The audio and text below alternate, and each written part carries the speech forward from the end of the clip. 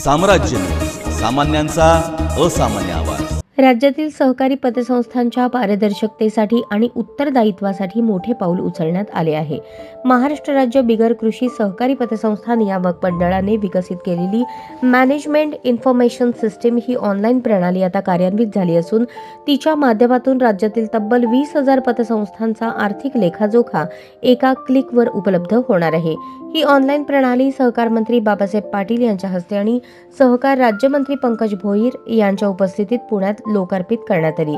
यावेळी सहकार आणि पणन विभागाचे प्रधान सचिव प्रवीण दराडे, सहकार आयुक्त आणि निबंधक दीपक तावरे, सहकारचे अप्पर निबंधक व सहसचिव संतोष पाटील, नियामक मंडळ सदस्य शिवाजीराव नलावडे, जिजाबा पवार तसेच विभागीय आणि जिल्हा उपनिबंधक अधिकारी उपस्थित होते।